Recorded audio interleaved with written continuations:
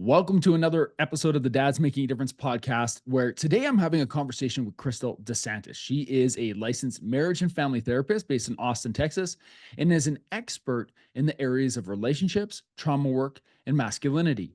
And you might be thinking, masculinity? Yes, from a female perspective, Kristal has created an encouraging and powerful resource called Strong. Her latest book, Strong, a relationship field guide for the modern man, offers practical guidance for navigating contemporary relationships. We see it in the news right now. We see it in politics. We see it in media. What is the role of the man in the modern family? Well, Kristal is here to answer some questions that I have about what does it look like for a man to be a leader, a lover, a carer in the family home. This conversation with Kristal DeSantis on the Dad's Making a Difference podcast starts right now.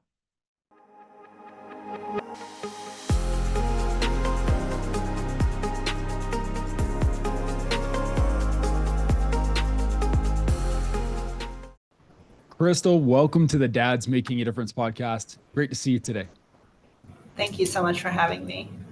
It's always exciting to get a different viewpoint on marriage, especially on a podcast platform like this, where we talk to a lot of men, and everybody has their take on what a strong marriage is, what a relationship should look like, what being a father should be.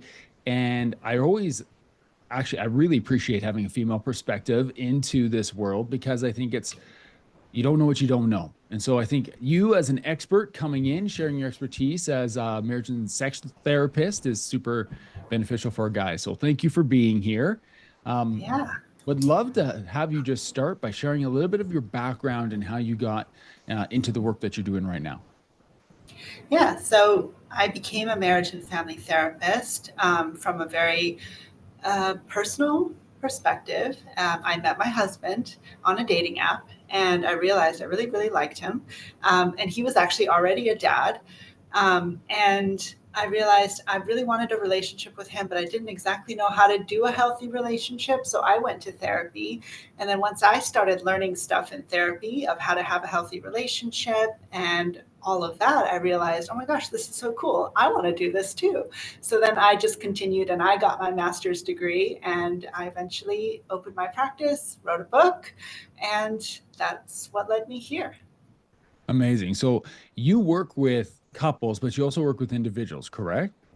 I do. Mm-hmm. Amazing. So great. So because we're going to dive in, this is going to be like a session. So I hope that's okay for you, because, as a dad, one of the reasons I started Dad's Making a Difference back in 2022 wasn't because I had all the answers. It's because I was struggling in my own marriage, in my own life, and I needed to do it for me and for my wife and for my kids. And through that, selfishly, I've been able to learn a lot and met a lot of guys along the way who are part of our community.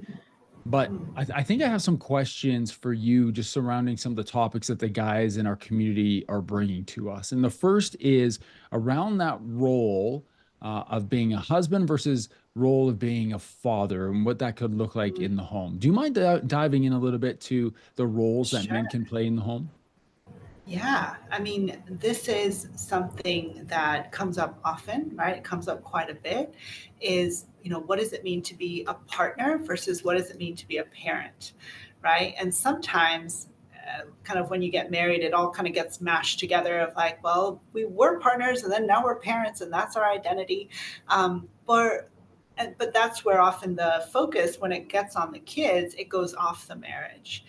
And you need a strong marriage in order to maintain a good, healthy partnership and be good parents for each other, at least if you want to do it in the context of a marriage, right? And there's so many people that unfortunately have this idea that marriage is like you set it and forget it. Like you get married, you do your vows, you get a home running, and then it's off to the races, and you just put your heads down and focus on the kids, and you don't look up until they're 18, and then you guys can reconnect.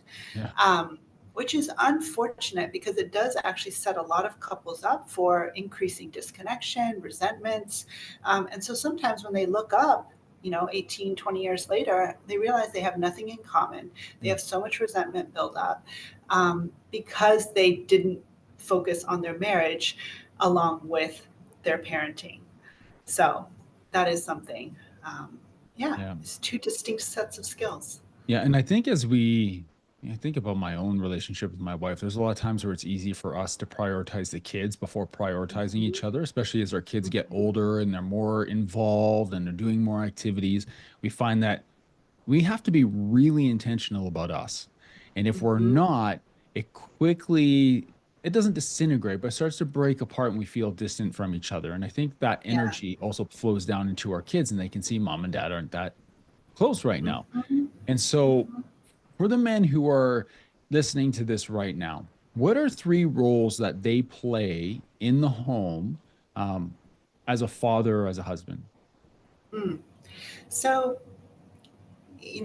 this is something that in my book I talk about the traditional roles that men have identified with in like being masculine, right? And so being a protector, being a provider, and then for a long time it was simply being a procreator, Mm, right? Having children rather than parenting. And that's been a big shift in a modern relationship is yes, providing protection, yes, providing provision, but some of the avenues for that have changed. And then of course, procreation is not enough. Being an actual present parent is a completely different set of skills. And so these are kind of the three P's that I talk about in my book and in a lot of the work I do. And so I think for right now, what I'm seeing in the dad space, quote unquote, because there's a lot of guys out there right now I've seen over the last couple years who are starting either brands or podcasts or messaging platforms about being a dad who's just that, the protector, the provider. And Mm-hmm. men start to wear a lot of responsibility on their shoulders. So, Mm-hmm. where do we balance the roles that men can play in the home with the roles that a mother and a wife can play? And how do we intertwine the two so that we're ensuring that the relationship is healthy and our kids are benefiting from the health of that relationship? Yeah. And I think that's really where the conversation of the modern relationship. So, my book, I talk about it's for the modern man Mhm. because in the past, those roles were very gender divided, Mm. right? It was Yeah, like, yes, dad protected, provided, like he was, if there was a burglar, dad would get it. If there was a thief in the night or there was a war or there was a lion or something, dad would get it. And then same thing with provision, right? It's like, right. well, for the man brings home the paycheck. Mhm. And so what has shifted is, there are more relationships that require both people to be able to do both roles. And I think that's something that having that conversation of if you are in a traditional relationship where you want to do certain kind of specific responsibilities, that means that you have to have the conversation with your partner of is she willing to do the other set of responsibilities, right? And not a lot of people have those conversations, right? It's like you Right. fall in love, you talk about all the positive, but then it gets down to the nitty gritty of what does it take to actually make a life work. And that's where people then feel like, well, I'm doing all the work here. What are you doing? What are you bringing to the table? And so I talk about there's really two types of relationships that are function based, where they really are very kind of almost transactional in that way of like, you have your set of skills, I have my set of skills. We are coming together in order to raise a family. Mm. Like our emotional connection is not necessarily the foundation of this relationship. We are here to do things that together make a life. The other type of relationship is more of that connection based relationship where it is, our marriage is at the center of this partnership. Eventually, our kids are going to grow up. Eventually, they're going to leave home. What do we need to do for each other in order to feel connected, supported, and like we're in this together and we're not just like you hold up your end of the bargain and I'll hold up mine. And if you slack, now we're all Yeah. in conflict. I'll let you know about it if you slack. Like Yeah. that's really what I see. And it starts conflict in the home. And you mentioned these two types of relationship, function based, which is skills, and connection based.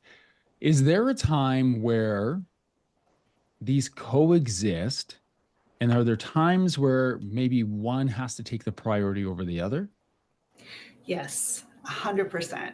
And this is where, in kind of at a baseline, Mm. right? having the capacity for both and finding a partner who has the capacity for both is really the challenge of the modern relationship, right? Is, you both have to have a base level of life skills in order to have a function-based relationship, Yeah. right? Like, Yeah. um, but again, and this is where in my book I have this little grid, right? Of like, if it's too high in function and low in connection, it feels like roommates, right? And if Right. it's too high in connection and there's no function, right, then it Mhm. feels like chaos, where it's these people that are very emotionally passionate, but they don't have the life skills to like, you know, do anything well. And so they're in conflict about roommate issues, right? Who's in charge of laundry? Who's feeding these children? Whose children are these anyway, Right.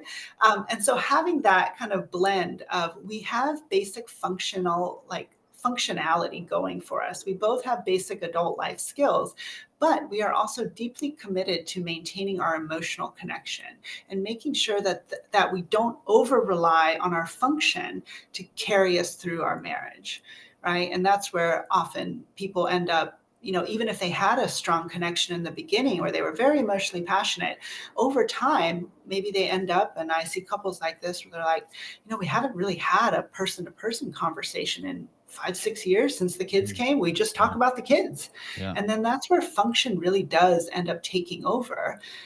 And it's difficult sometimes to then get back to that connection. So, making Yeah. sure that it's maintained on both sides.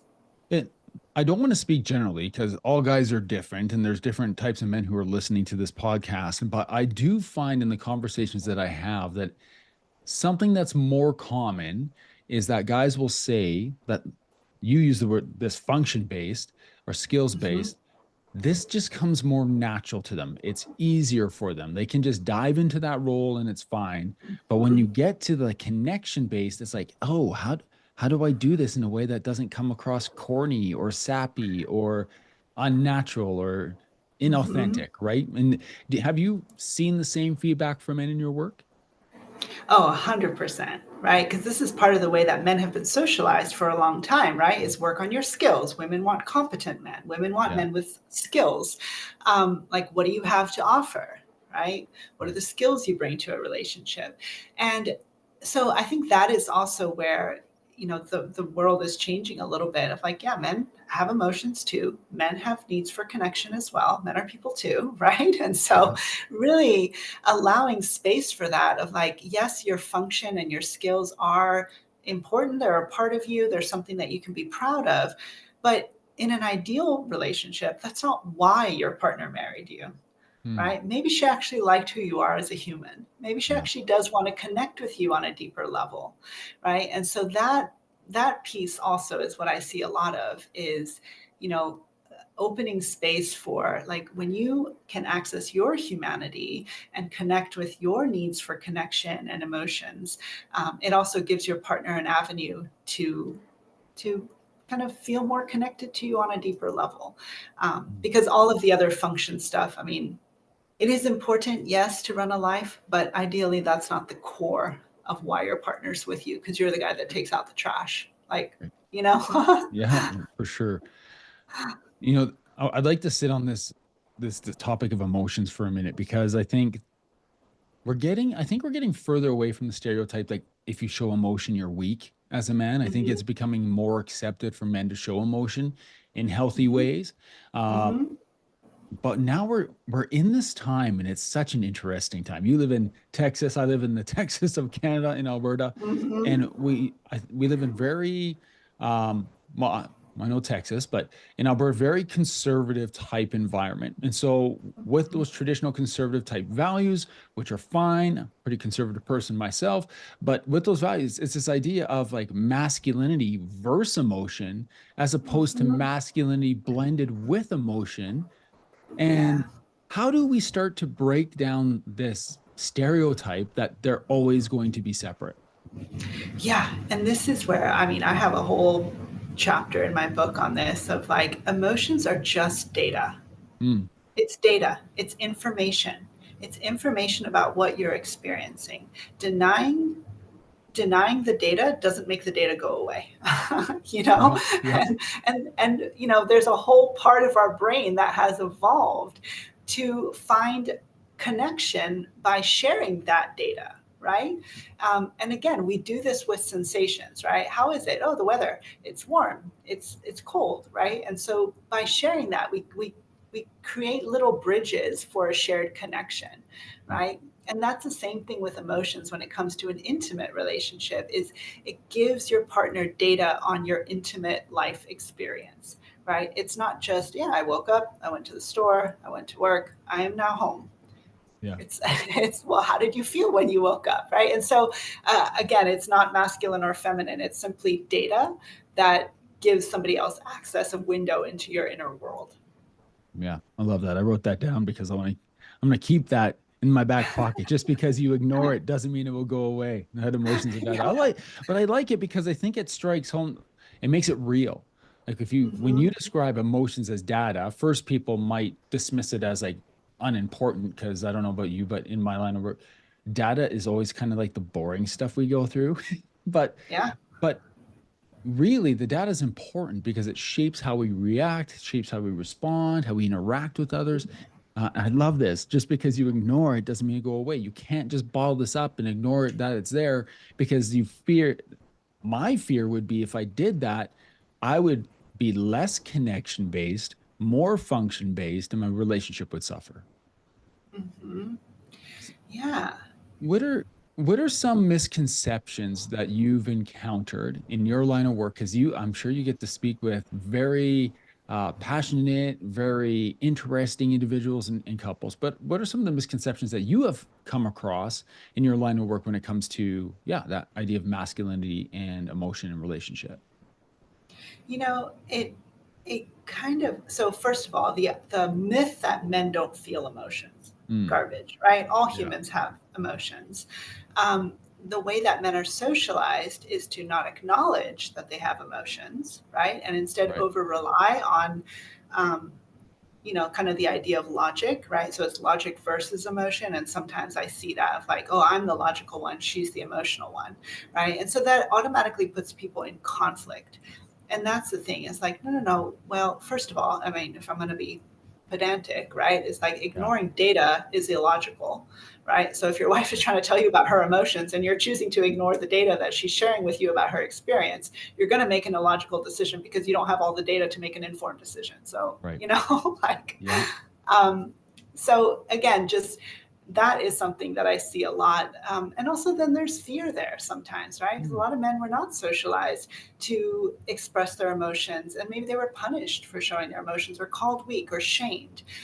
And so that is something that is very real as yeah. well, right? Is acknowledging that. And then the other thing is that somehow anger got missed as like an emotion that men, are allowed to feel, right? It's Yeah. like, and so that's also something I always want to validate, is like anger is a very important emotion, Mhm. but how you express it and what you do with it is crucial, right? Again, like what is the data that's coming up when you get angry? Like is it my need is not getting met? I'm not being acknowledged in a way that I need to be. I'm feeling like a boundary is being crossed. Like I'm not being heard right now. I'm not being understood. Or maybe there's a sense of justice, like this isn't Mm. fair. There is a reason why this emotion is coming up. And so there are no bad emotions. It's just we need to figure out how to mine the data from whatever emotion's coming up so that you can use it to connect rather than disconnect. I love that. I love that too because it's in alignment with what we've been talking about in our group. And actually, just a few weeks ago, I did a solo episode where I talked about between two extremes, how I could often, as a guy, find myself either always angry or always super happy and never really in between and not really understanding why I am where I'm at. And then we were talking about the dad and the husband being the thermostat in the home, kind of setting the temperature. So I think this all plays into that really well. And I just wanted to ask you, I want to go back to fear for a second. Um, this idea of acknowledging fear as something that's real, something that men face, but also the steps to overcome it. Would you mind diving into a couple, maybe beginning steps that someone could use to overcome fear after acknowledging that it exists? I think a big thing is you can't sometimes help how you feel, but you do have control over what you do with that. You have control over your actions, right? So I think, again, sometimes people are worried that if they admit they're scared or they admit they have fear, then they're not going to do anything at all. It's like, no, these two things are separate. You can acknowledge the feeling that you're having, and you still have ownership over what action you want to take, right? And so that can be an empowering thing, right? Right. To start to think about. The other thing on, like, kind of building off of that is reminding yourself or evaluating, like, when have there been times in my life where I have felt fear, I've done it anyway, and it was actually really courageous, right? So Brene Brown talks about, like, there is Yeah. no courage without fear, Right. right? Because if it wasn't scary, it wouldn't be courageous, it wouldn't be brave. um, and so acknowledging that, like, when are times that I have felt fear, but I haven't let it stop me, right? My actions still were in alignment with my integrity or my values, or with my goals. And so that is another thing. And then also, even maybe kind of going further into more of the therapy thing of the self reflection of, where did I learn that fear was bad or wrong or shameful for me to feel? And maybe I can sit with that, right? Like, did I learn that from a parent who mocked me for being afraid? Did I learn it from an older sibling who, or where did I learn this? And, maybe examining, like, if my child expressed that, Mhm. would I, like, how would I feel? Right. And so just that might be a thing, that could be helpful. Just re-examining your relationship with fear. I appreciate that. It's just that when it comes up in conversation, that idea of fear and acknowledging, I always want to dig in a little bit because I think it's something that can be glossed over really quickly and just ignored. Like, yes, we acknowledge that it exists, but let's move on because it's scary to talk about, right? So Mm-hmm. I appreciate you taking a few moments to dive into Yeah. that. One more thing on that, if we want to keep diving into it, is acknowledging that our bodies have a physiological reaction to fear that is outside of our control, Mm, right?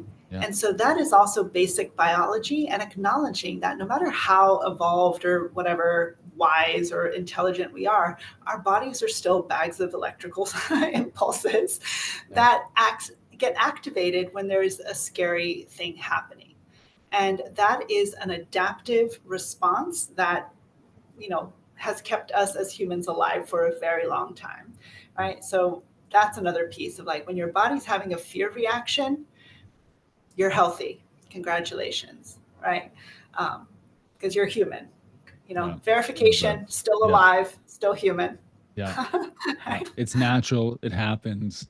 Yep. Your Yes. heart's still beating. Yeah. That's good. Yeah. Yeah, exactly. Like, No, I oh, my blood's appreciate that. pumping. Okay. Um, you've alluded to it a couple times, but you do have a book. It's called Strong, a Relationship Field Guide for the Modern Man. So I want to, can we even, the title by itself, because uh, I don't think people title their books by accident. And even when a publisher or copywriter comes to you and say, hey, we should change the title, there's intention to it. And you have strong, it's all capitalized, and then a relationship field guide for the modern man. Let's dive into that for a moment. Tell me about the book, the purpose of it, and some of the keys that you hope to deliver, the value you hope to bring through the book. Yeah, so strong is, when I was thinking about healthy relationship, right? It's like can be a very nebulous concept. Like you said, everybody's got their own, what is a healthy relationship? I wanted to go back to data. I'm a data person. I love data. So I wanted to research and be like, what are actually kind of the six pillars of, or what are the essential elements of a healthy relationship? And Hmm. so it ended up being these six pillars based on a lot of the research and all the, stuff that I did, training and, is okay. So when I say a healthy relationship, strong is healthy. So the reason it's all caps is because it's an acronym for the six pillars of a healthy relationship. Also, because I love working with men, I wanted my practice name to be something that was, strength based, strength forward, and I really wanted to get away from the idea that therapy is inherently weak, or it's, Hmm. and it's like, Yep. well, it's like instead it's like going to the gym, right? Well, you Yep. come here to get strong, but that doesn't mean that you were weak. It just means that you've acknowledged that you need a trainer's help to get stronger. Yeah. Right? So that was the reason for why it's called strong. So there's like an acronym part of it, easy to remember. But also just that emphasis that like getting strong is healthy. Getting strong is something that you can aspire to. And it doesn't mean that you're necessarily coming from a place of weakness. Yeah. It's a forward thinking approach. Amazing. And then the relationship field guide for the modern man is because there were so many couples that as I was doing couples therapy, where, you know, the women would come in and they would have like the background about like love languages or attachment styles or trauma. And the guys would be like, I don't even know what are you even saying? What are these words? What are you labeling me with? Right? Why like, I don't know any of this. And that's, you know, a lot of therapy and self-help books have been overly directed towards women and all of that. And so I wanted to just kind of distill a lot of the research and into kind of like what I call a field guide of like, you know, it gives you a couple of primers. We go in brief over attachment styles, you know, repair, steps to repair. We talk about the 4 S's of safety. We talk about some of these research that you can then go and look into on your own. But you can use it as a field guide of like, okay, you know, if I'm struggling with this, I can crack open the book and hopefully find a nugget that works for me. Because the modern relationship is it's a new frontier, right? That, like we talked about, like the traditional model of relationships was pretty clear for men. The script was there: get a good job, find a wife, give her babies, keep a roof over her head. The end. Right. Try not to make her mad. Right? And now the modern relationship is so much more complicated than that. And there are really no field guides. There aren't really big like rules yet or guides yet. And also a lot of modern men or adults don't even have those models of our parents that we can look to of like, oh, that's my guide. You know, we come from a generation of divorce or broken homes or, you know, and so that is really why I wanted to kind of speak to this of like, hey, it's scary out there. There's a lot of information. Here's something that maybe can help you, you know, navigate through the very big changing world of the modern relationship. Yeah. Amazing. It's great. We're not going to get into the 6 pillars because I want people to read the book. But on our previous call, you talked a little bit about safety and how safety is that. I'm guessing that's the S in strong. Yes, it And is. yeah, It is. and how that's the first step. Would you quickly like touch on safety as like that foundational piece? Yes, and this is the thing that, you know, as a woman, and this is the woman's perspective, that I really noticed was missing in the conversations for men is, you know, something they didn't know about women is how much women care about safety. Like it is so primal for women, like being safe. And so that's why yes, it is the first thing of strong. And I dial it into 4 different ways that you as a man can help keep your wife safe or create safety in your relationship. Again, this goes both ways, but the book is for men. So number 1 is self-awareness, right? Being able to be aware of your impact on the relationship, being able to even state your intentions of like, am I in this for the function that my wife provides, or can I name the things that I'm in this for, right? What do I love about her? And really just thinking also about what is it that I don't know about what I'm bringing into the relationship, right? What is my history? Nobody's a blank slate. Nobody gets to, you know, arrive in their marriage as a, you know, freshly driven snow. So that self-awareness is so important of like, what are you bringing in? Do you know what you're bringing in? Do you know what your like triggers are, anyway, so all of that self-awareness is number 1. And number 2 is the skills for stability. Right. And so that's kind of that function piece, because so many times with couples, it's really honestly, it could be unnecessary. But I mean, and I'm sure you guys have maybe talked about this, but the amount of conflict that is really about roommate issues that become relational issues often is related to this basic, like, do you know how to keep a life stable? Are you stable? Do you have any vices or foibles or whatever that you're not getting help for that is threatening the stability of the relationship? So, you know, a drinking problem, a workaholism, you know, a gambling issue, an addiction to your phone, whatever it is, that could be threatening the stability of the relationship. And the reason why that's so important is it's really difficult for, and I'm just speaking to women, it's really difficult for women to build trust with somebody that they don't trust. They don't have the confidence is able to be as stable, a stabilizing influence in the home. Does that Yeah, absolutely. resonate? Yeah. Um, Oh, yeah. okay. Yeah. Yeah. I mean, you see this, and I see this a lot with women. They get resentful, right? Because they're like, I Right. can't even leave my kids, Yeah.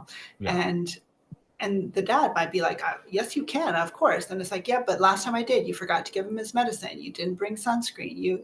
Like the basic stability of the life skills is crucial to Yeah. helping alleviate some of that conflict. And then the last two skills of safety are skills of self-regulation, right? Again, how do you calm your body when you're upset, when you're having a bad day, when you're under stress? How do you self-regulate?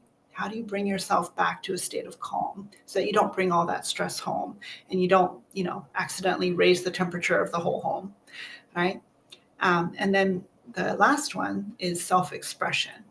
Right? Do you have the skills to talk about whatever it is you're going through and then also hold space for whatever your partner is wanting to share with you without kind of shutting it down, right? So all Excellent. of these things build, physical safety, relational safety, emotional safety, and then, intrapersonal Yeah, safety, right? Where you feel safe. absolutely. I can see why this is the foundation because you went over it. So I have them: self-awareness, skills for stability, self-regulation, and self-expression. Yeah. And these four things together, man, guys, if you're listening to this, don't overlook this piece of safety, that your wives want to feel safe, that the women around you in your relationships want to feel safe around you. Um, yeah, these four areas, I think it's a good place to start for many guys. Yeah. And again, I really want to speak to this as far as like, I think some of the conversations in our society that have made men feel very bad is like this idea that men aren't safe, Yeah. right? And so this like very shaming or blaming or men getting very defensive of like, why do women think this? It's like, well, there's a biological reality to this that women are a little bit more physically vulnerable in this world. And this is just how women's brains are wired to be very attuned to safety, right? And so that's why it makes such a huge difference when there is a man who is self-aware of, even again, where it's like, I'm not a bad man. No, no, no, none of that. Like you might not ever be physically endangering your partner, but being aware of all of the safety needs that she has makes such a difference in allowing her to relax into, I guess her femininity, allowing you to be that masculine, safe presence and protecting. But it's not just, well, yeah, I'll beat up any guy that comes and looks at you. It's like, well, no, not exactly that, right? Yeah. And so that's really where I've seen this change relationships just so profoundly by providing that safety. Oh, thank you. Thank you for challenging us, but also, I think, enlightening us too with some things that we might not be thinking of, things that we might overlook and not pay enough attention to. So, no, thank you for diving into that. Chris, I have a question for you.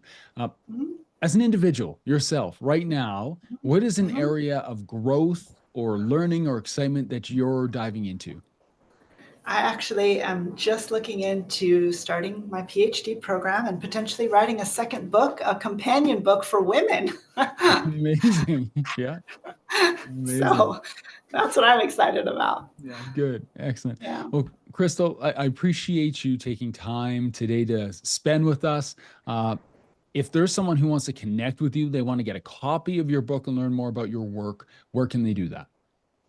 I'm on Instagram at ATX Therapist because I'm in Austin, Texas. So Mhm. ATX Therapist. My book is on Amazon. It's on Audible. And if you want to, yeah, reach out to me or see what else I'm up to, my website is strong.love. Amazing. And again, that name of that book is Strong, a relationship field guide for the modern man. Well, there it is right Yeah, there. Now you know there what it the is. cover. If you're watching on YouTube, now you know what the cover looks like. Excellent. Yeah. We'll make sure that all the links for Crystal's information are in the show notes. Crystal, thank you so much for being here. Yeah. Appreciate you. Can't wait to see the next book. Thank you. Thanks for the work you do.